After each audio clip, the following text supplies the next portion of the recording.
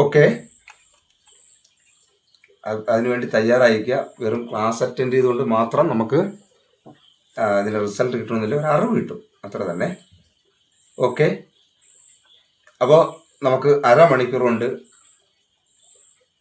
നമുക്കൊരു യൂണിവേഴ്സൽ ബാങ്കിൻ്റെ ആദ്യ സമയത്ത് ഉള്ള ബാച്ചുകാർക്ക് അറിയാം, എങ്കിൽ പോലും ഒരിക്കൽ കൂടി ഓർമ്മിപ്പിക്കുന്നതിന് വേണ്ടിയാണ് ഇപ്പോൾ നമ്മൾ യൂണിവേഴ്സൽ ബാങ്കിൻ്റെ ഇതിൽ ഈ വിഷയം എടുത്ത് വെക്കുന്നത്.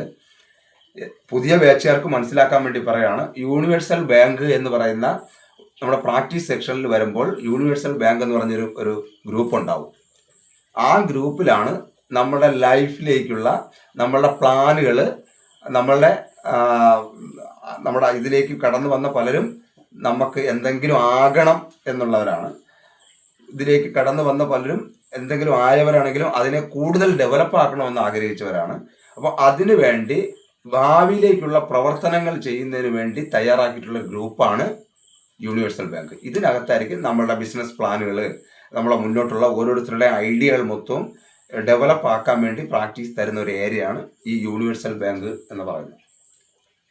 ഓക്കെ, അപ്പോൾ അത് മനസ്സിലാക്കണേ, യൂണിവേഴ്സൽ ബാങ്ക്. ഇനി എനിക്ക് പറയാനുള്ള, അപ്പോൾ അതിൻ്റെ ഭാഗമായി ഏറ്റവും പ്രാധാന്യമുള്ള ഒരു കാര്യം പറയാനാണ് ഞാൻ ഇന്ന് വന്നത്. ഇത് നിങ്ങൾ കേൾക്കുക എന്ന് മാത്രമല്ല, നിങ്ങൾ തീരുമാനം എടുക്കേണ്ട ഒരു പ്രധാനപ്പെട്ട ഒരു കാര്യമാണ്. ഈ തീരുമാനത്തെക്കുറിച്ച് ഞാൻ പറയാം. അതായത് എല്ലാവരും ഓക്കെ ആണോ? ക്യാമറ പലരും ഓഫാണ്. എല്ലാവരും ഓക്കെ ആണല്ലോ? ഒരു തീരുമാനം എടുക്കാൻ വേണ്ടി ഞാൻ നിങ്ങളോട് പറയുകയാണ്. ആ തീരുമാനം എടുക്കാൻ നിങ്ങൾക്ക് ആലോചിച്ചിട്ടേ നിങ്ങൾ ആ തീരുമാനം എടുക്കാവൂ. യൂണിവേഴ്സൽ ബാങ്ക് എന്ന് പറയുന്നത് നിങ്ങൾ ലൈഫിൽ ആരാകണം എന്ന് ആദ്യത്തെ അടിത്തറ ഇടുന്ന ഒരു ഏരിയയാണിത്. ഓക്കെ, അതിൽ നിങ്ങൾ തയ്യാറാകേണ്ട ഒരു കാര്യം എന്ന് പറഞ്ഞാൽ, നിങ്ങളെ രക്ഷപ്പെടുത്താനുള്ള ഒരു ആളിനെ നിങ്ങൾ ക്രിയേറ്റ് ചെയ്യാൻ വേണ്ടിയാണ്. നിങ്ങളെ രക്ഷപ്പെടുത്താനുള്ള ഒരാളിനെ നിങ്ങൾ ക്രിയേറ്റ് ചെയ്യണം. അതായത് നിങ്ങളെ കൂടെ ഒരാളിനെ എന്ത് ചെയ്യും? ഇനി നിങ്ങൾ സഞ്ചരിക്കുന്ന, നിങ്ങൾ മുന്നോട്ട് പോകുന്ന എല്ലാ സമയത്തും, അതായത് നമ്മൾ ഇപ്പോൾ എത്ര വയസ്സായി, ഇനി നമ്മളെ മരണസമയം വരെ ഒരാളിനെയും കൂടെ കൂട്ടുമോ? ആ ആളിനെയും കൂടെ കൂട്ടിയാൽ തീർച്ചയായും നമ്മളെ എല്ലാ രീതിയിലും രക്ഷപ്പെടുത്തുന്ന ഒരാളാണ്. ഒന്നും കൂടി ഞാൻ പറയാം. നമ്മളെ വീട്ടിൽ ഇപ്പോൾ 3 മക്കളുള്ള വീട്ടിൽ 4മതൊരു കുട്ടിയും കൂടെ വന്നു വിചാരിക്കുക. അപ്പോൾ ആ 3 മക്കൾക്ക് ചിലവ് കൊടുത്തതുപോലെ എന്ത് ചെയ്യണം? ഈ 4മത്തെ ആളിനും ചിലവ് കൊടുക്കണം. 3 കുട്ടികൾക്ക് സ്കൂളിൽ അവർക്ക് എന്തൊക്കെ ആണോ ചിലവാക്കിയിട്ടുള്ളത്, അതേപോലെ നമ്മുടെ കുടുംബത്തിനകത്ത് ഒരു അതിഥിനെയും കൂടി നമ്മൾ വന്നാൽ, ഒന്ന് ജസ്റ്റ് ഒന്ന് ആലോചിച്ചോളണേ. അപ്പോൾ എല്ലാ ചെലവിലും വരും. ആ ചെലവ് സഹിക്കാൻ നിങ്ങൾ തയ്യാറാണെങ്കിൽ മാത്രമേ ഞാൻ ആ ആളിനെ പറഞ്ഞു വിടണുള്ളൂ അങ്ങോട്ട്. മനസ്സിലായ? ഞാൻ ആളിനെ അങ്ങോട്ട് പറഞ്ഞു വിടുന്നുള്ളൂ. പക്ഷെ ഒരു കാര്യം ഉറപ്പാണ്, നമ്മളെക്കാൾ പവറുള്ള, അല്ലെങ്കിൽ നമ്മൾ ഒരു ദിവസം അല്ലെങ്കിൽ ഒരു മാസമോ ഒരു ദിവസമോ സമ്പാദിക്കുന്ന പണത്തിന്റെ 10 മടങ്ങ് പോലും അദ്ദേഹം നമുക്ക് ചെയ്തു തരും. പക്ഷെ നമ്മൾ അദ്ദേഹത്തെ ആദ്യം കൂടെ കൂട്ടുകയും ഈ പണം നമുക്ക് ഈ ചെലവുകൾ അദ്ദേഹത്തിന് ചെയ്യുകയും വേണം. കുടുംബത്തിൽ ചെലവാക്കുന്നത് പോലെ, എല്ലാ മക്കൾക്കും ചെലവാക്കുന്നത് പോലെ ഈ ഒരു കുഞ്ഞു മകനും കൂടി, അല്ലെങ്കിൽ ഒരു കുഞ്ഞു രക്ഷകനും കൂടി നിങ്ങൾ ചെലവാക്കാൻ തയ്യാറാണോ? മാറ്റിവെക്കാൻ തയ്യാറാണോ? സംശയം വേണ്ട, നഷ്ടം ഉണ്ടാവില്ല, നഷ്ടക്കച്ചവടം ഇല്ല.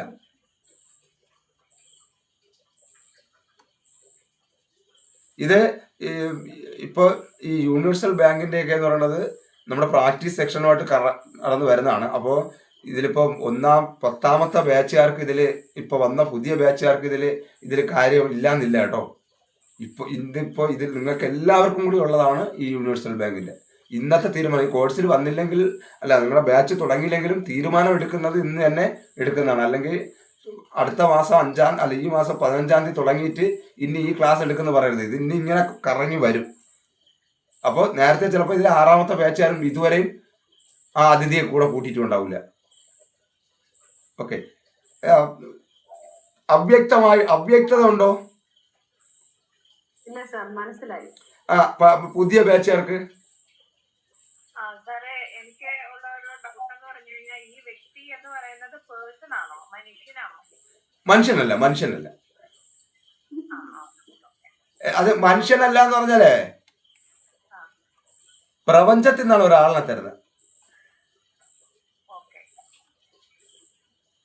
മനസ്സിലായില്ലേ? ശല്യമില്ല, ഒരു തരത്തിലുള്ള ശല്യമില്ല. നിങ്ങൾ ശല്യം ചെയ്യാതിരുന്നാൽ മാത്രം മതി. മൈക്ക് കേട്ടോ ടീച്ചറെ? ഞാനിത് പറയുന്നത് നമ്മൾ അങ്ങനെ ചിന്തിക്കുന്നതിന് വേണ്ടിയാണ്. നമ്മൾ ശല്യം ചെയ്യരുന്നാൽ മതി. ശല്യം ചെയ്താൽ നമ്മളെ കളഞ്ഞിട്ട് പോവുകയും ചെയ്യും. ക്ലാസ്സിൽ നമ്മൾ കേട്ടോ, നമ്മൾ ആർക്കും ഒരു തരത്തിലും അനാവശ്യമായി നമ്മൾ സകല ഫീലിങ്സിനെയൊക്കെ നമുക്ക് ഇനി വളമാക്കി നമ്മുടെ ജീവിതത്തിൽ ഉപയോഗിക്കാനുള്ളതാണ് പറയുന്നതിൽ. എനിക്ക് ഈ ശൈലിയിലെ ക്ലാസ് എടുക്കാൻ അറിയാം കേട്ടോ, ഞാൻ അതിവിടെ പറയാം. അപ്പോൾ അതുകൊണ്ട് വേറെ ഒന്നും വിചാരിക്കരുത്. പക്ഷെ നമ്മൾ എന്ത് ചെയ്യരുത്, നമ്മൾ എപ്പോഴ് അദ്ദേഹത്തിനോട് നന്ദികേട് കാണിക്കുന്നു അപ്പോഴ് പുള്ളി പ്രപഞ്ചത്തിലൂടെ തന്നെ പോകും. പക്ഷേ നിങ്ങളുടെ വീട്ടിൽ ചെലവാക്കുന്നതിൽ ഒരു കുഞ്ഞും കൂടി ഉണ്ടെങ്കിൽ നിങ്ങൾക്ക് ചെലവാക്കുന്ന ഈ പണം അദ്ദേഹത്തിന് കൊടുക്കുക. ഈ പൈസ അദ്ദേഹത്തിന് ചെലവാക്കാൻ പറ്റുമോ ഇല്ലേ? പറ്റും സർ.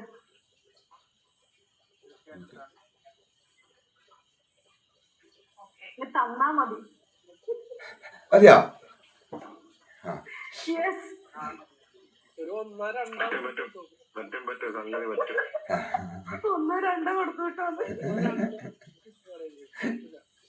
എന്താ അനു സാർ എന്താ ഭയങ്കര കൂടുതലാട്ടോ.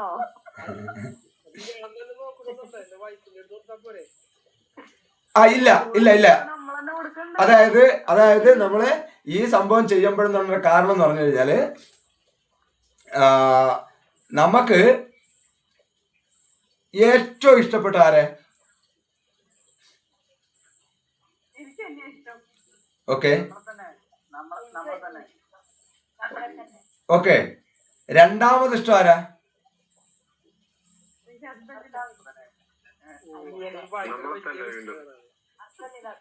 ഓക്കെ, രണ്ടാമതും നമ്മളായിരിക്കണം. മനസ്സിലായില്ലേ? ഏറ്റവും കൂടുതൽ ഇഷ്ടം എന്നെ ആയിരിക്കണം. അത് കഴിഞ്ഞ് രണ്ടാമത് ഇഷ്ടം നമ്മളായിരിക്കണം. മൂന്നാമത് എന്ത് ചെയ്യാം, നമുക്ക് ഇഷ്ടപ്പെട്ടതിന് പുറത്ത് കൊടുക്കാം. എൻ്റെ കണ്ടീഷൻ പറഞ്ഞു കഴിഞ്ഞാല് ഒന്നാമത് ഇഷ്ടം എന്നെ, രണ്ടാമത്തെ ഇഷ്ടം എന്നെ, മൂന്നാമത്തെ ഇഷ്ടം എൻ്റെ പുസ്തകങ്ങളാണ്. ആർക്കും കൊടുക്കൂല, മക്കൾക്കോ ഭാര്യയ്ക്കോ അല്ലെങ്കിൽ ആർക്കും കൊടുക്കൂല. അതിൽ തുടരാൻ എവിടെ പോയാലും അവരെ കൊണ്ടുപോയില്ലെങ്കിലും താമസമൊക്കെ മാറിപ്പോവണമെങ്കിൽ ഇതും ചോദിച്ചാണ് നടക്കണം. മനസ്സിലായില്ലേ? കേട്ടില്ല? പുസ്തകത്തിനോടുള്ള ഇഷ്ടം അത് വേറെ. കാരണം കുറെ അപ്പോൾ ഞാൻ പറഞ്ഞത് എന്തുകൊണ്ടാണെന്ന് പറഞ്ഞു കഴിഞ്ഞാൽ പുസ്തകത്തെ കുറിച്ചല്ല, ഞാനത് പറഞ്ഞപ്പോൾ അവിടെ പറഞ്ഞാണ്. അപ്പോൾ മൂന്നാമത്തെ ആരും കൊടുക്കാം. 1ഉം 2ഉം നമ്മളെ ഇഷ്ടപ്പെടുന്നതിന്റെ കാരണം എന്ന് പറഞ്ഞു കഴിഞ്ഞാൽ നമ്മൾ മൂന്നാമതും നാലാമതും ഉള്ള ആൾക്കാരെ സംരക്ഷിക്കണമെങ്കിൽ നമ്മളെ ഇഷ്ടപ്പെടുകയും നമ്മളെ ഇഷ്ടപ്പെടുന്ന നമ്മളോട് കൂടെ നിൽക്കുകയും വേണം. മനസ്സിലായോ? നമ്മളെ കൂടെ നിർത്തണം. അല്ലെങ്കിൽ എപ്പോഴെങ്കിലും നമുക്ക് എന്തെങ്കിലും വേദനിച്ച് പോയാൽ, എന്തെങ്കിലും എവിടെന്നെങ്കിലൊക്കെ വേദനിച്ച് കഴിഞ്ഞാൽ നമ്മൾ ലക്കിയിൽ ഉയരഴിഞ്ഞു പോയാലും ഇവൻ പറയണത് നീ എന്തിനാ ഇല്ലാതാവണമെന്ന്. നമ്മളെ ഇഷ്ടപ്പെടുന്ന മറ്റൊരാൾ നമ്മളെ കൂടെ വേണം.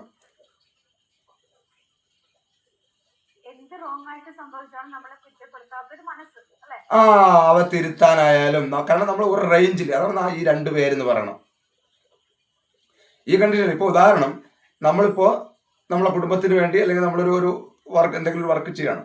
വർക്ക് ചെയ്ത് ആക്റ്റീവായി നിൽക്കുന്ന സമയത്ത് ഇപ്പം നമ്മൾ അച്ഛനായിരിക്കാം നമുക്ക് നമ്മൾ ഏറ്റവും ഇഷ്ടപ്പെട്ട വ്യക്തി, അല്ലെങ്കിൽ അമ്മയായിരിക്കാം, വൈഫായിരിക്കാം, ഭർത്താവായിരിക്കാം, പാർട്ണറായിരിക്കാം, മക്കളായിരിക്കാം. ആ ഇഷ്ടപ്പെട്ടവർ നമ്മളെ എന്തെങ്കിലും ചെറിയ രീതിയിൽ വേദനിപ്പിക്കുകയോ അല്ലെങ്കിൽ നമുക്ക് ഒരു പണിയെടുക്കാൻ പറ്റാത്ത അല്ലെങ്കിൽ എന്തെങ്കിലും ടെൻഷൻ അടിപ്പിക്കുകയൊക്കെ ചെയ്ത് നമ്മളുടെ ഫീൽഡിൽ നിന്ന് അങ്ങ് ടെൻഷൻ അടിച്ച് കുറച്ചങ്ങ് മാറി നിന്നാൽ ഇത് കഴിഞ്ഞ് സ്വാഭാവികമായിട്ട് നമ്മൾ വീണ്ടും ഇണങ്ങും. കുടുംബം നമ്മളെല്ലാം ഇണങ്ങും. ഇണങ്ങുന്ന സമയത്ത് നമ്മളുടെ അത്രയും ദിവസം വർക്ക് ചെയ്യാതിരുന്നതിൻ്റെ ഒരു ദാരിദ്ര്യം അല്ലെങ്കിൽ ഒരു കുറവ് കുടുംബത്തിലും മൊത്തത്തിൽ ബാധിക്കും. ഈ ബാധിക്കുന്ന സമയത്ത് അന്ന് നമ്മൾ മാനസികപരമായി നിങ്ങളെ വേദനിപ്പിച്ചത് കൊണ്ടാണല്ലോ നിങ്ങൾ അന്ന് പണി ചെയ്യാതിരുന്നതെന്നും കുട്ടിക്ക് ഫീസ് കൊടുക്കാതിരുന്നെന്നും അവിടെ ഓർമ്മ നിൽക്കില്ല. നമുക്ക് പോലും ഓർമ്മയിക്കില്ല. മനസ്സിലായില്ലേ? പക്ഷെ കുറ്റക്കാരനാരായിരിക്കും? ആ വർക്ക്. ഇത് കുട്ടികളുടെ കാര്യം ഏത് കാര്യത്തിലും മനസ്സിലായില്ലേ? ഇപ്പൊ ഉദാഹരണം, ഇപ്പൊ സ്ത്രീകളെ സംബന്ധിച്ചിടത്തോളം ഇറങ്ങി പോകാനടുത്ത് ഭർത്താവ് ഒന്ന് ഒരു അടി അടിച്ചു അല്ലെങ്കിൽ അവരെ കുറ്റപ്പെടുത്തി അവരെ ഭയങ്കരമായിട്ട് വേദനിപ്പിച്ചിട്ട് പോയി. കുറച്ചു നേരം ഇരുന്ന് കരഞ്ഞിട്ടൊക്കെ എണീച്ചപ്പോഴേ ലാസ്റ്റ് ഒന്ന് ഉറങ്ങിപ്പോയി. എണീറ്റപ്പോഴത്തേക്ക് മക്കളും സ്കൂളിൽ നിന്ന് വന്നു, ഭർത്താവും തിരിച്ച് വർക്കും കഴിഞ്ഞ് തിരിച്ചു വരുമ്പോഴത്തേക്ക് ആകാരമില്ല. ആരാ തെറ്റാ?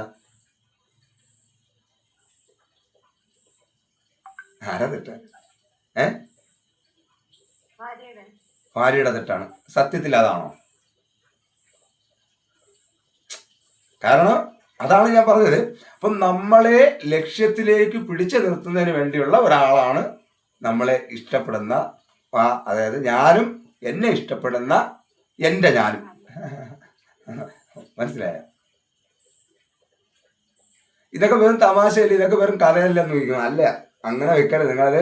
അങ്ങനെ അതായത് ബാക്കി എല്ലാവർക്കും അനൂപ് സാറിൻ്റെ അടുത്ത് അനൂപ് സാർ ഇവിടെ പറഞ്ഞപ്പോൾ അല്ലേ, അനൂപ് സാറാണ് ആദ്യം പറഞ്ഞ അല്ലേ, അതായത് നമ്മളെ ഇഷ്ടപ്പെടുത്തുന്ന ഒരാളും കൂടെ നമ്മളെ കൂടെ ഉണ്ടെങ്കിൽ ആ ആള് അപ്പൊ ആ ഇഷ്ടം നമുക്കൊപ്പം നിൽക്കുന്ന, നമ്മളെല്ലാ തോന്നിയതിനുമില്ല, നമ്മളെ ലക്ഷ്യത്തിനൊപ്പം നമ്മളെ തളർത്താതെ നമ്മളെ വീണ്ടും പ്രവർത്തിപ്പിക്കാൻ പ്രേരിപ്പിക്കുന്ന ആ ഒരാളും കൂടിയാണ് ഞാനും എൻ്റെ ഞാനും. പിന്നെയാണ് ആ ഞാൻ അന്ന് സാറിനോട് പറഞ്ഞത് ഞാൻ ഭയങ്കര ഒരു ട്രോമയിലെ കൂടെ കടന്നു പോയിട്ട് ഞാൻ അവരെ അതിജീവിച്ചു. അന്ന് ഞാൻ എൻ്റെ മനസ്സിലെടുത്തൊന്നാണ്, എന്നെ തകർക്കാൻ എനിക്കേ ആവുള്ളൂ, ആര് വിചാരിച്ചാലും എന്നെ തകർക്കാനാവുള്ളൂ. ഇപ്പൊ സാറ് പറഞ്ഞ ഈ പോയിന്റ്, എന്നെ ഇഷ്ടപ്പെടുന്ന എൻ്റെ കൂടെ നിൽക്കുന്ന ഞാൻ വേണമെന്ന് ഇപ്പൊ സാറ് പറഞ്ഞു. എനിക്ക് അങ്ങനെ പറയാൻ അപ്പം അറിയില്ലായിരുന്നു, പക്ഷെ എൻ്റെ മനസ്സിലുണ്ടായിരുന്നു എനിക്ക് ഞാൻ എൻ്റെ കൂടെ ഉണ്ടാവണം, ഞാൻ എൻ്റെ മനസ്സാർക്കും വിട്ടുകൊടുക്കൂലാണ്. അതാണ് ഇപ്പൊ സാറ് പറഞ്ഞത്. അതെ അതെ അതെ അതാണ്. പക്ഷെ അതിനെ നമ്മൾ കുറച്ചും കൂടെ ഇങ്ങനെ ഇമാജിനേഷൻ ഇങ്ങനെ കുറച്ചും കൂടെ ഇങ്ങനെ വൈഡായിട്ട് അല്ലെങ്കിൽ കുറച്ചും കൂടെ കൊണ്ടുവരുന്ന കാര്യം വെച്ചാൽ അപ്പം നമ്മൾ കുറച്ചും കൂടെ യാഥാർത്ഥ്യത്തിലേക്ക് കുറച്ചും കൂടെ വരും. അപ്പോൾ എന്നെ ആർക്കും ചതിക്കുക അല്ലെങ്കിൽ എന്നെ ആർക്കും വേദനിപ്പിക്കാൻ പറ്റില്ല എന്ന് പറയാൻ ചിന്തിക്കാൻ പറ്റാത്ത രീതിയിലേക്ക് ചിലപ്പോൾ നമ്മൾ ദുഃഖത്തിലായി പോവാം. അപ്പൊ അപ്പുറത്തേക്കും പറയണ്ട, നിന്നെ ആരും തോൽപ്പിക്കാൻ പറ്റില്ല എന്ന് പറയണം. നമ്മളാ കൂടെ നിൽക്കുന്ന എൻ്റെ ഞാനേ, രണ്ടാമത്തെ ഞാൻ പറയണ്ട, നിന്നെ ആർക്കും തകർക്കാൻ പറ്റില്ല. ഈ സമ്പർക്കത്തിൽ, മാനസികപരമായ സമ്പർക്കത്തിലായിരിക്കണം. കുറച്ചും കൂടി സ്ട്രോങ് ആണ് ആ കണക്ഷൻ. നമ്മൾ പുതിയ ബാച്ചുകാരെ ഇഷ്ടപ്പെടുന്നുണ്ട്, കാര്യങ്ങളൊക്കെ മനസ്സിലാവുന്നുണ്ട്. അതുകൊണ്ട് യുവം നമ്മളെ വിളിച്ചിരുത്തി എന്തോന്ന് കാരണം കയ്യിരുന്ന പൈസ കൊടുത്ത് ഫീസും കൊടുത്ത് ഇനി പുതിയ ഒരാൾ വരും, ആ ആളിനും പൈസ കൊടുക്കണമെന്ന് പറഞ്ഞ ഓക്കെ. അപ്പൊ അനൂപ് സാർ ആ ആളിൻ്റെ പൈസ കൊടുക്കുന്നത്. അതായത്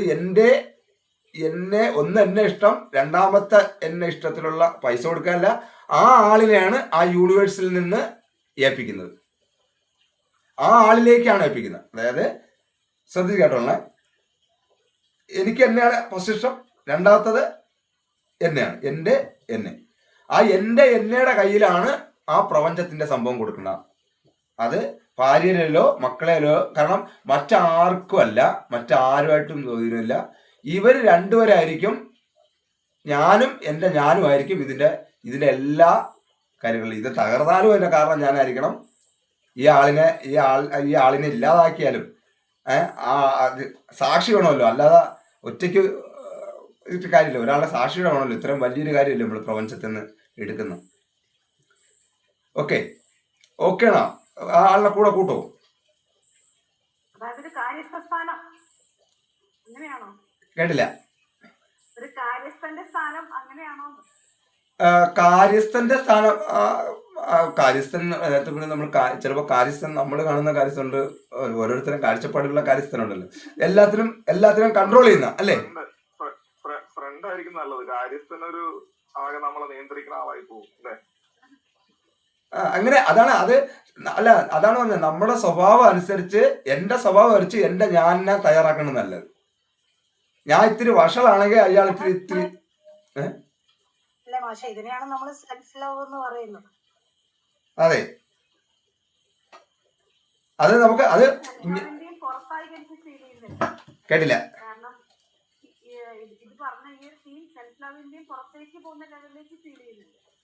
അതിപ്പോ ടീച്ചർ പറഞ്ഞത് അപ്പൊ അതായത് ഇതൊക്കെ നമ്മൾ വാക്കുകളിൽ നിർത്തുന്നതാണ്. നമ്മളിപ്പോഴും പറഞ്ഞില്ലേ, അതായത് നമ്മുടെ ആ അറിവുമായിട്ടുള്ള അനുഭവം കൂടെ ചേർക്കണം. അതാണ് അതിൻ്റെ ഒരു ഇത്. നമ്മളിതാ പറഞ്ഞു, ഭൂമി സൂര്യനെ ചുറ്റുന്നു. ആ കറങ്ങുന്ന ഭൂമിയിലാണ് നമ്മൾ നിൽക്കുന്നത്. ഇത് അറിവാണ്. പക്ഷെ ഇത് നമുക്കിവിടെ അനുഭവം ഉണ്ടോ? നമ്മൾ വേറെ ഒരു സ്ഥലത്ത് നടക്കുന്ന കാര്യമില്ല, നമ്മൾ ഭൂമി തന്നെ ജീവിക്കണം. അനുഭവം ഉണ്ടോ? അങ്ങനെയെങ്കിൽ ആ അനുഭവത്തിന് സാധ്യമായ ഏത് രീതിയിൽ നമുക്ക് ഈ അറിവിനെ ഉപയോഗപ്പെടുത്താം എന്ന് പറഞ്ഞതുപോലെയാണ് അത്. ഈ 4 ചന്ദ്രവട്ടം കൃത്യമായും നിങ്ങൾ ചന്ദ്രനെ നിരീക്ഷിക്കുകയാണെങ്കിൽ നിങ്ങൾ ഭൂമിയിൽ നിങ്ങൾ കറങ്ങിക്കൊണ്ടിരിക്കുന്നത്, അല്ലെങ്കിൽ നമ്മൾ ഓരോരുത്തരും കറങ്ങിക്കൊണ്ടിരിക്കുന്നത്, നിങ്ങൾ മാത്രം പോകല്ല, ഞാൻ ഈ വെളിയിലായി പോകും, ഭൂമിയിൽ കറങ്ങിക്കൊണ്ടിരിക്കുന്നത് നമ്മൾ തിരിച്ചറിയും. അതേപോലെയാണിത്. മനസ്സിലായില്ലേ? നമ്മളെ കൂടെ ഉള്ള ഒരാളെ, ഞാൻ ഇപ്പോൾ ചെറിയൊരു നമ്മളിവിടെ ഒരു ആളുണ്ടേ, പുള്ളിയുടെ പേര് നെറ്റി അനി എന്നാണ്. നെറ്റി പുള്ളി കുറച്ച് വലിയ നെറ്റിയുണ്ടേ, കുഴപ്പമില്ല കേട്ടാ. അപ്പോൾ ഇദ്ദേഹം ചില സമയത്ത് ഞാൻ ആദ്യം കാണുന്ന, നമ്മളെപ്പോഴും കാണുന്ന ഒരു ദിവസം നല്ല ഇടയ്ക്ക് മദ്യപിക്കും. ഒരു ആട്ടയുടെ പുറത്ത് നിന്നിട്ട് ആട്ടയുടെ അകത്ത് നിന്നിട്ട് നോക്കിയിട്ട് നീ പോവില്ല എന്ന് പറയണം. അപ്പൊ അതിൻ്റെ അകത്ത് നിന്നോട് മറ്റൊരാൾ ഞാൻ പോയാലേ, വേറൊരു ശബ്ദം, വേറൊരു ഇതിൽ സ്പിച്ച് എന്താണ് കുറച്ച് നമ്മൾ പുറത്തുനിന്ന് ഇപ്പുറത്തുനിന്ന് കുറേ നേരം കേട്ടപ്പോൾ നമ്മൾ പറയണില്ല, എല്ലാ ആളത്തിന് അതിൻ്റെ അകത്തിരിക്കുന്ന ഒരു പാവപ്പെട്ടിട്ട് ചുമ്മായിട്ട് വരട്ടണം. സംഭവം ഈ ഒരാളാണ്. ഈ ആട്ടയുടെ അകത്തോട് തലയിട്ടുള്ളതുകൊണ്ട് നമുക്ക് അറിയത്തില്ല. ഇയാൾ ദേഷിച്ച് അങ്ങോട്ട് പറയണ്, മറ്റേ അവിടെ വന്നുകൊണ്ട് പയ്യ നീ മേടിക്കും. അപ്പൊ മറ്റേ ആള് അടിക്കൊന്നുമില്ല. മനസ്സിലായില്ലേ? നമ്മൾ ഭയങ്കര അത് പറഞ്ഞെന്ന് പറഞ്ഞത് അങ്ങനെ നമ്മളോട്, എനിക്കത് ഭയങ്കര ഇഷ്ടപ്പെട്ട ഇത്. അപ്പൊ നമുക്ക് നമ്മളോട് തന്നെ നമുക്കൊരു ഒരു കാരണം നമ്മുടെ എല്ലാ സ്വപ്നവും ആർക്കേ അറിയാവൂ? നമുക്കേ അറിയാവൂ. മനസ്സിലല്ലേ? നമ്മളെ എല്ലാ സ്വപ്നങ്ങളും നമുക്ക് നമ്മുടെ സ്വപ്നങ്ങൾ വേറെ ആർക്കും കൊണ്ട് കൊടുക്കാൻ പറ്റില്ല. അപ്പോൾ ആ സ്വപ്നത്തെ സംരക്ഷിക്കാൻ ഒരാളും കൂടെ വേണം, ഒറ്റയ്ക്ക് പറ്റില്ല. ആ,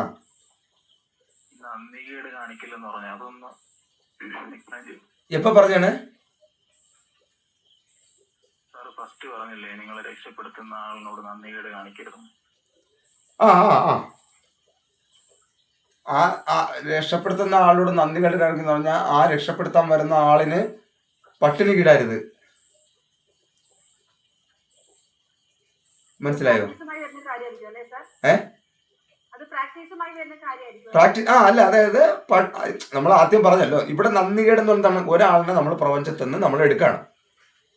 ഓക്കെ, പ്രപഞ്ചത്തിൽ നിന്ന് എടുക്കുകയാണ്. അപ്പോൾ നമ്മൾ കുറച്ച് കണ്ടീഷൻ പറഞ്ഞല്ലേ എടുക്കുന്നത്.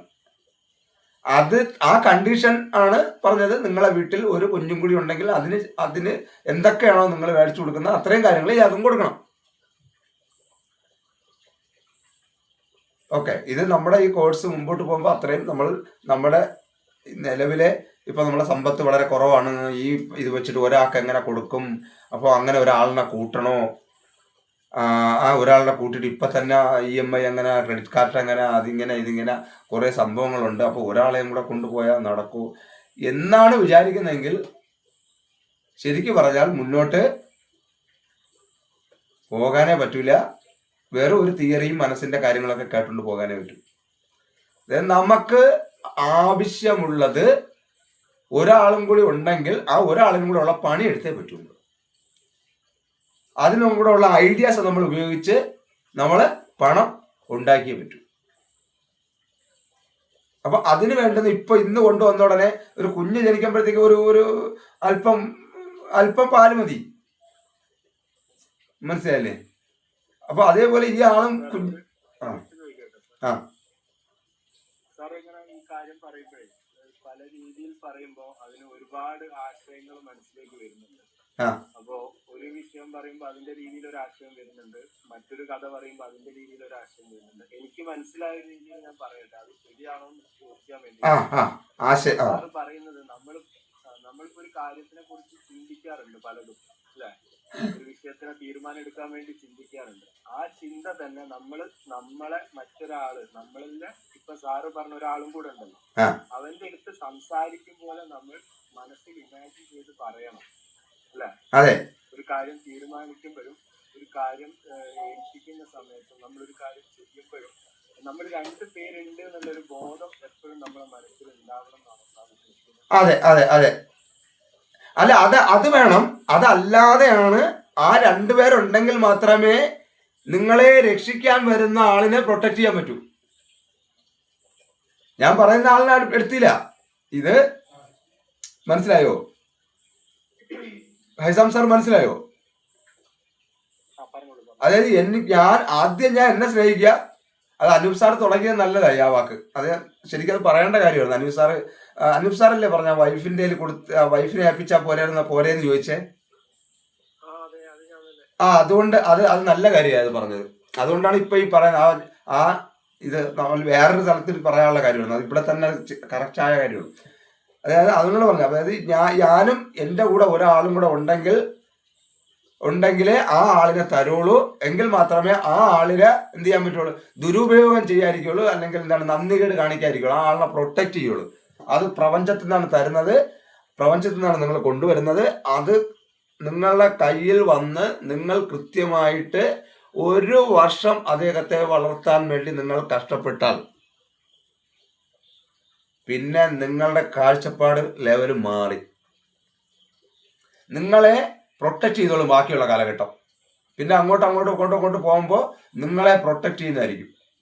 നിങ്ങളെ രണ്ടുപേരെയും, അതായത് എന്നെയും എൻ്റെ ഞാനെയും എന്തൊരു വാക്കാണ് കേട്ടാ ഇതൊക്കെ. അപ്പൊ യൂണിവേഴ്സിൽ കിട്ടുന്ന ആളുടെ കയ്യിലാണ് ആ യൂണിവേഴ്സൽ ബാങ്ക് എന്ന് നമ്മൾ ഉദ്ദേശിക്കുന്നത്.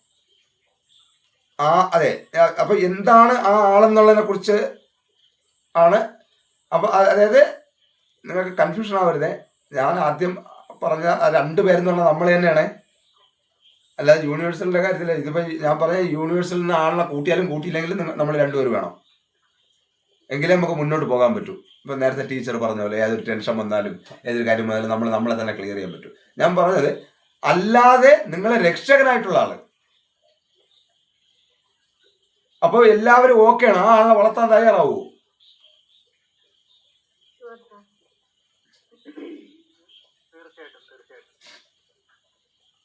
എല്ലാവരും പറയൂ.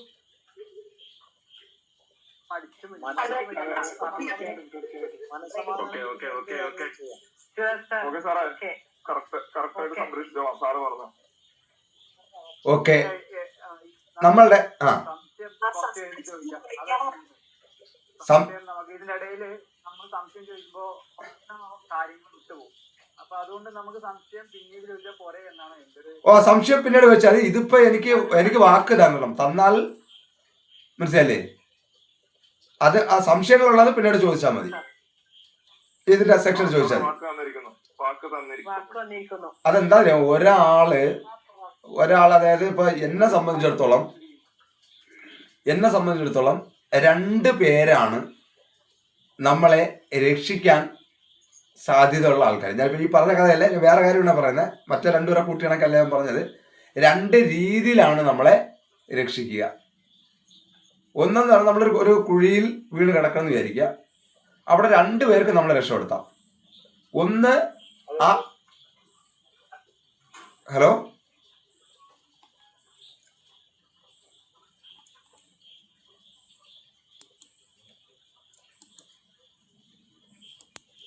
മൈക്ക് എല്ലാവരും ശ്രദ്ധിച്ച് മ്യൂട്ട് ചെയ്തോളണേ. ഇങ്ങനെ കട്ട് ചെയ്ത് പോയി കഴിഞ്ഞാൽ കേട്ടാ. ഇതൊന്ന് ചിന്തിച്ചോളണേ. ഇതില് നമ്മളെയും അങ്ങനെ ആയിരിക്കും, നമ്മളും അങ്ങനെ ആയിരിക്കും രക്ഷകരാകണം. ഞാൻ അതുപോലെ സാറിനോട് പറഞ്ഞിട്ട് ഞാൻ ആ സംഭവത്തിലോട്ട് വരാം. 2 പേരായിരിക്കും. ഒന്നെന്ന് പറയുന്നത് നമ്മളെ കൂട്ടത്തിൽ, അതായത് നമ്മളെക്കാൾ രക്ഷപ്പെടാതെ കിടക്കുന്നവർക്ക് നമ്മളെ ഒന്ന് ഉന്തി കയറ്റാൻ പറ്റും. അതായത് മുകളിലോട്ട് തള്ളി ഉന്തി കയറ്റാൻ പറ്റും. നമ്മളെക്കാൾ രക്ഷപ്പെട്ട മറ്റൊരു വിഭാഗക്കാരുണ്ടാവും, ഒരാളുണ്ടാവും. ആ ആളിന് നമ്മളെ വലിച്ചു കയറ്റാൻ പറ്റും. 2 രീതിയിലാണ് രക്ഷപ്പെടുത്തുക. ഇപ്പൊ എന്നെ സംബന്ധിച്ചിടത്തോളം നിങ്ങൾക്ക് ഈ ഒരു സാധനം ഞാനിത് പറയും, നിങ്ങൾ അത് ചെയ്തേ പറ്റൂ എന്ന്, അല്ലെങ്കിൽ നിങ്ങളെ വാക്ക് തരീന്നൊക്കെ പറഞ്ഞതെന്ന് വെച്ചാൽ ഞാൻ ഒന്ന് ഉന്തി കയറ്റുന്ന ആളാണ്. നിങ്ങളുടെ കഴിവനുസരിച്ച്, നിങ്ങളുടെ പ്രൊഫഷണൽ അനുസരിച്ച് അതിൽ ഡെവലപ്പായ ആൾക്കാരായിരിക്കും നിങ്ങളെ വലിച്ചു കയറ്റുക. ഓക്കെ, കണക്ട് ആയോ? അപ്പൊ ഞാൻ ആ ഉന്തി കയറ്റുന്നതിന്റെ ഭാഗമായിട്ടാണ് ഞാൻ നിങ്ങളുടെ അടുത്ത് പറയുന്നത്, നിങ്ങൾ എനിക്ക് വാക്ക് തരണമെന്ന് പറയണം. മനസ്സിലായി? ഞാൻ ഒരിക്കലും നിങ്ങളെ വലിച്ചു കയറ്റാൻ എനിക്ക് പറ്റില്ല. കാരണം നിങ്ങളെ വലിച്ചു കയറ്റാൻ വേണ്ടി എത്ര തത്വം പറഞ്ഞിട്ടോ, അല്ലെങ്കിൽ എത്ര ഏത് ലെവലിലാണെങ്കിൽ പോലും നിങ്ങൾ സഞ്ചരിക്കുന്ന പ്രൊഫഷണലി ഞാൻ അതിൻ്റെക്കാൾ മേലിൽ പ്രാഗൽഭ്യം തെളിയിച്ച് നിൽക്കുന്ന ആളാണെങ്കിൽ മാത്രമേ നിങ്ങളെ എനിക്ക് വലിച്ചു കയറ്റാൻ പറ്റൂ, മേലിലേക്ക് ഉയർത്തി കയറ്റാൻ പറ്റൂ. എന്നെ സംബന്ധിച്ചിടത്തോളം എനിക്ക് പിറകിൽ നിന്നുകൊണ്ട് നിങ്ങളെ മുകളിലേക്ക് എൻ്റെ കൈ എത്തുന്നവരെ, ഇത് ഞാൻ എന്നുള്ള അർത്ഥമല്ലേ, ഇതാണ് സത്യം. അതുകൊണ്ട് ഞാൻ ഇവിടെ പറയണം. അപ്പൊ ഇങ്ങനെയാണ് അത് ചെയ്യാൻ പറ്റുന്നത്. അപ്പൊ അതുകൊണ്ട് ഞാൻ പറയുന്നതാണ്, നിങ്ങൾ അത് ആ വാക്ക് പറയൂ എന്ന് പറഞ്ഞു വെച്ചാൽ, ഞാൻ ഒരാൾ ടൈറ്റ് ചെയ്താൽ, ഒരു പക്ഷേ നിങ്ങളത് ചെയ്താൽ നിങ്ങൾക്ക് അവിടെ നിന്ന് കിട്ടാൻ പോകുന്ന പ്രപഞ്ചത്തിന്റെ ഏറ്റവും വലിയ റിസൾട്ടാണ്. എന്താണ്, ആരാണെന്ന് പറഞ്ഞാൽ നമ്മളുടെ കൂടെ ഒരു ഇന്ന് മുതൽ, അതായത് നമ്മൾ ചെയ്യുന്ന വേറൊന്നുമല്ല, എല്ലാവരും മനസ്സിൽ പ്രപഞ്ചത്തിനോട് കടപ്പെട്ടുകൊണ്ട് ഒരു യൂണിവേഴ്സൽ ബാങ്ക് തുടങ്ങണം. മനസ്സിലല്ലേ? യൂണിവേഴ്സൽ ബാങ്ക്, ആ വാല്യൂ തന്നെ കൊടുക്കണം, ആ വാക്ക് തന്നെ ഉപയോഗിക്കണം. Universal bank. ആ യൂണിവേഴ്സൽ ബാങ്ക് എന്ന് പറയുന്നത് നിങ്ങളുടെ വരുമാനത്തിന്റെ 30% ആ ബാങ്കിലേക്ക് നിങ്ങൾ എന്ത് ചെയ്യുക, നിങ്ങൾ ഇടണം.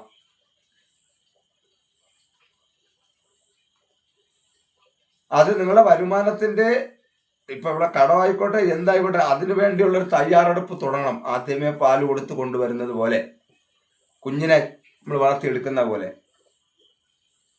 യൂണിവേഴ്സൽ ബാങ്ക്, ആ ബാങ്കിന്റെ മാനേജറും നിങ്ങളാണ്, സ്റ്റാഫും നിങ്ങളാണ്, കസ്റ്റമറും നിങ്ങളാണ്.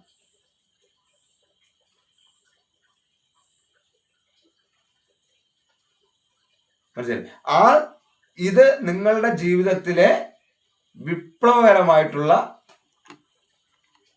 മാറ്റങ്ങളിലേക്കാണ് വഴി തുറക്കാൻ പോണത്.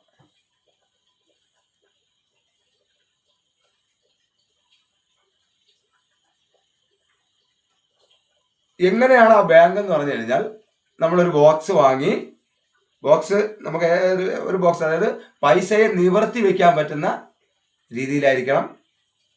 അതിനകത്ത് കളർ പേപ്പറൊക്കെ ഒട്ടിക്കുകയോ ഒരു കർച്ചീപ്പൊക്കെ വിരിക്കുകയോ, അതിനകത്തായിരിക്കണം ഈ 30% പൈസ നമ്മൾ മാറ്റി വെക്കേണ്ടത്. നിങ്ങൾക്ക് പൈസ വേണമെങ്കിൽ അതിൽ നിന്ന്, ആ 30% പൈസ ഉണ്ടല്ലോ, അതിൽ നിന്ന് ആ നമ്മൾ മാറ്റിവെച്ച യൂണിവേഴ്സൽ ബാങ്കിൽ നിന്ന്, അതിന്റെ ടോട്ടലിൽ നിന്ന് 30% നിങ്ങൾക്ക് അതിൽ നിന്ന് ലോൺ എടുക്കാം. നിങ്ങൾക്ക് ആവശ്യം വന്നാൽ അതിൽ നിന്ന് ലോൺ എടുക്കാനേ പറ്റൂ. ഒരു പലിശ നിശ്ചയിച്ചിട്ട് നിങ്ങൾ അതിൽ തിരിച്ചിടേണ്ടി വരും. ഇനി നിങ്ങൾ ബിസിനസ് എന്തെങ്കിലും ചെയ്യാനാണ് പ്ലാനെങ്കിൽ ഈ യൂണിവേഴ്സൽ ബാങ്കിൽ നിന്ന് 70% എടുക്കാം. വ്യക്തിപരമായോ കുടുംബത്തിന്റെയോ നമ്മൾ അതായത് ലാഭം ജനറേറ്റ് ചെയ്യാത്ത കാര്യത്തിന് ആകെ ഇരിക്കുന്ന നമ്മളെ യൂണിവേഴ്സൽ ബാങ്കിൽ നിന്ന് 30% എടുക്കാൻ അർഹതയുള്ളൂ. അതും എടുത്താൽ അത് കൃത്യമായിട്ടും 110 എന്നുള്ള അളവിലെങ്കിൽ നിങ്ങൾ എന്ത് ചെയ്യാം, പലിശ അടക്കം അടച്ചിരിക്കണം അതിനകത്ത്. കേട്ടില്ല?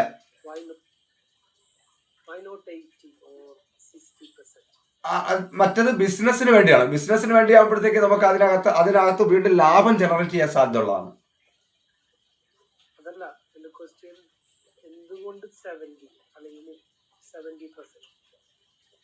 എന്തുകൊണ്ടാണെന്നാണോ?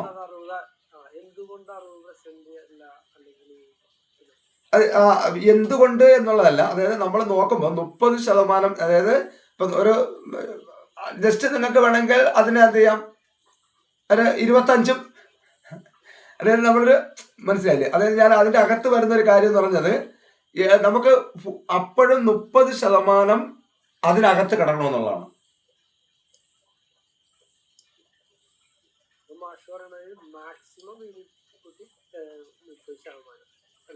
കേട്ടില്ല?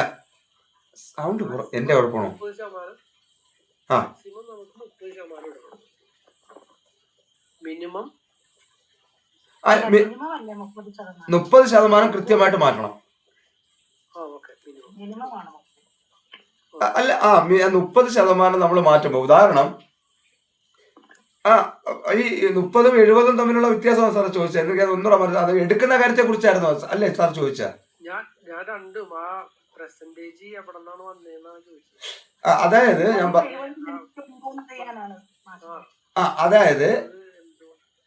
ഞാൻ പറഞ്ഞ, അതായത് നമുക്കൊരു ഒരു കണക്ക് വേണമല്ലോ. അപ്പൊ അതിന്റെ അതായത് നമ്മളിപ്പോ 30%, നമ്മളൊരു 1,00,000 രൂപ നമുക്ക് വരുമാനം ഉണ്ടെങ്കിൽ അതിൽ 30,000 രൂപ എന്ത് ചെയ്യാം, അതിലേക്ക് ഇടാം.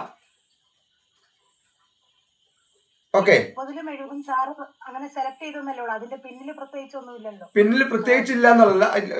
ഞാൻ പറഞ്ഞത് ആ 30 ഇടാം. ആ 30 ഇടുമ്പോ ഒരു ഏകദേശം 30, നമ്മുടെ 30, 33 അല്ലെങ്കിൽ ഒരു ഇപ്പൊ ഒരു 30,000 രൂപ അതിലിടണമെങ്കിൽ ആ 30% എന്ന് ഉദ്ദേശിക്കുന്നത് എന്താണ്, 33%. അതിൽ നിന്ന് 10,000 രൂപ നമുക്ക് വ്യക്തിപരമായ ആവശ്യത്തിന് എടുക്കാം. മനസ്സിലായോ? പിടിയിട്ടില്ലേ? അതൊന്നും കൂടെ പറയാം. പക്ഷെ 30,000 നമ്മൾ യൂണിവേഴ്സൽ ബാങ്കിൽ ഇടണം. സോറി, 30%. പിന്നെ അതിന് എടുക്കുന്നത് എന്താ പറഞ്ഞത്? അതിന് എത്ര ശതമാനം പറഞ്ഞു? അതായത് നമ്മള് പെർസെന്റേജിന് ചെറിയൊരു വിഷയം വന്നായിരിക്കാം. അതായത് നമ്മൾ അവിടെ നമ്മൾ യൂണിവേഴ്സൽ ബാങ്കിനകത്ത് നിറച്ചുകൊണ്ടിരിക്കുന്നതിൽ നിന്ന് 30%. പിടിയിട്ടില്ല? നമ്മുടെ വരുമാനത്തിന് 30% കൊടുക്കണമെന്നല്ലേ മാഷ് പറഞ്ഞു? അതെ, ഞാൻ പറഞ്ഞോട്ടെ, എനിക്ക് മനസ്സിലായി. ഞാൻ ടീച്ചർ ചെയ്യുന്നുണ്ടല്ലോ. 30% വെച്ചിട്ട് ആ യൂണിവേഴ്സൽ ബാങ്കിലേക്ക് ഇടുന്നുണ്ട്. അതവിടെ കൂടി വരുന്നുണ്ട് അല്ലെ? എല്ലാ മാസവും 30% വെച്ച് ആ ബാങ്കിലേക്ക് ഇടുന്നുണ്ട്. അതവിടെ ഇങ്ങനെ ഇൻക്രീസ് ആയി വരുന്നുണ്ട്. അതിന്റെ 70% എത്രയാണോ ആ ബാങ്കിനകത്ത് കിടക്കുന്നത്, അതിന്റെ 70% ബിസിനസ് വേണമെങ്കിൽ നമുക്ക് എടുക്കാം അല്ലെ? ആ കിടക്കുന്ന എമൗണ്ടിന് 70% അല്ലേ ബിസിനസിന്റെ എടുക്കാൻ പറയുന്നത്? എത്രയാണോ ആ ബാങ്കിലുള്ളത്, അപ്പൊ നമുക്ക് ബിസിനസ് തുടങ്ങാൻ ഒരു 4 മാസം കഴിഞ്ഞ് ബിസിനസ് തുടങ്ങാൻ വേണ്ടി നമുക്ക് ആഗ്രഹം ഉണ്ടായി. അപ്പൊ അതില് 30x4 ആ ഒരു എമൗണ്ട് നമ്മുടെ യൂണിവേഴ്സിറ്റി ബാങ്കിൽ കാണുമല്ലോ. അതിന്റെ 70% നമ്മൾ എടുക്കണ്ടേ? ഇൻകം ജനറേറ്റ് ചെയ്യാൻ സാധ്യതയുള്ള മേഖലയിലേക്ക് മാത്രമേ 70% എടുക്കാൻ പാടുള്ളൂ. അല്ലാതെയുള്ള ആവശ്യത്തിന് വേണ്ടി, പേഴ്സണൽ യൂസിന് വേണ്ടി 30% മാത്രം എടുക്കാൻ പറ്റും.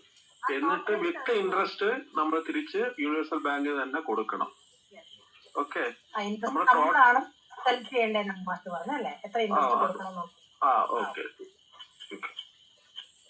ഓക്കെ, കണക്ട് ആയോ? ആരെങ്കിലും ഡൗട്ടുകളുണ്ടെങ്കിൽ ഓക്കെ. അതായത് ബാങ്കിൽ കിടക്കുന്ന പൈസയുടെ 30% നമുക്ക് നമ്മുടെ വ്യക്തിപരമായ ആവശ്യത്തിന് ലോൺ എടുക്കാം. ബാങ്കിൽ കിടക്കുന്ന ടോട്ടലി പൈസയുടെ 30%. പലിശ നമുക്ക് തന്നെ തീരുമാനിക്കണം. കേട്ടില്ല. പലിശ കുറഞ്ഞത് 10 കൊടുക്കണം. 10, അതായത് 100-ന് 10 കൊടുക്കണം.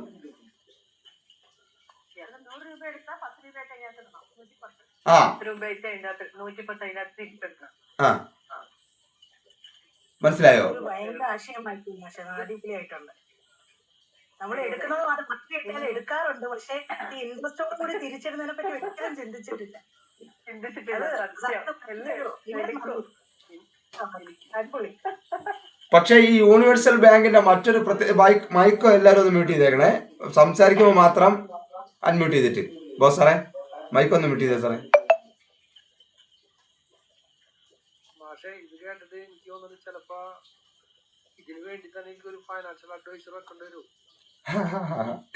അവിടെയാണ് നമ്മൾ ഇന്നലെ വരെ നമ്മളെ കയ്യിൽ വന്ന പൈസയുടെ മൂല്യം,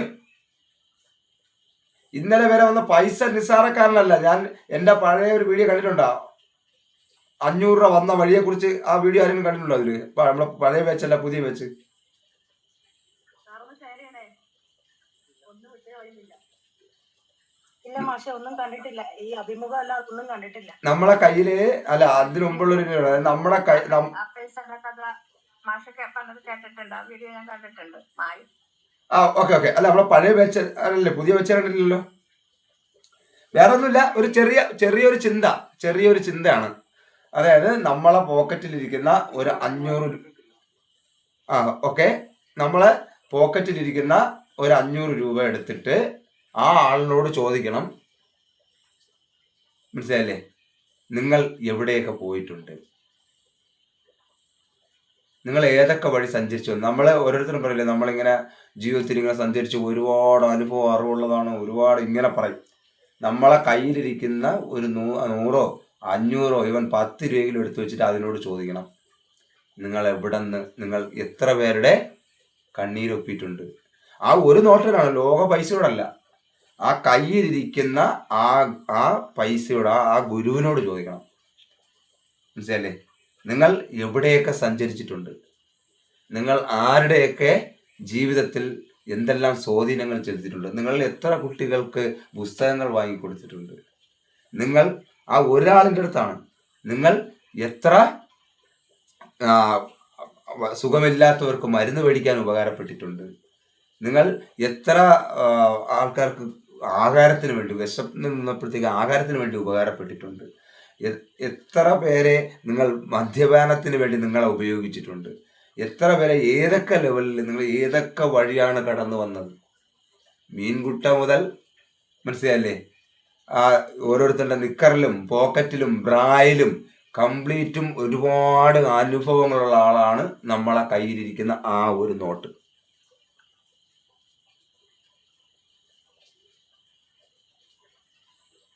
നമ്മൾ പറയും പുല്ലാണ്ടാന്ന് പറയും, പൈസ എനിക്ക് പുല്ലാന്ന് പറയും. ആ ആളിനോട് ചോദിക്കണം. അപ്പൊ അതായത് നമ്മൾ പൈസ എടുത്തിട്ട് ഈ പൈസ പുല്ലാണെന്ന് പറയും. പക്ഷെ ആ നോട്ടിനോട് സത്യസന്ധമായിട്ട് നോക്കിയിട്ട് പറഞ്ഞാണ് ആ ആളിന്റെ അനുഭവം ഇവിടെ വേറെ ആർക്കുണ്ടാവും.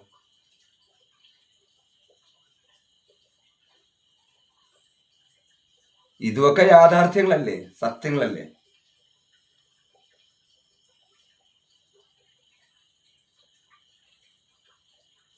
സീരീസിലൊന്ന് ആലോചിക്കും.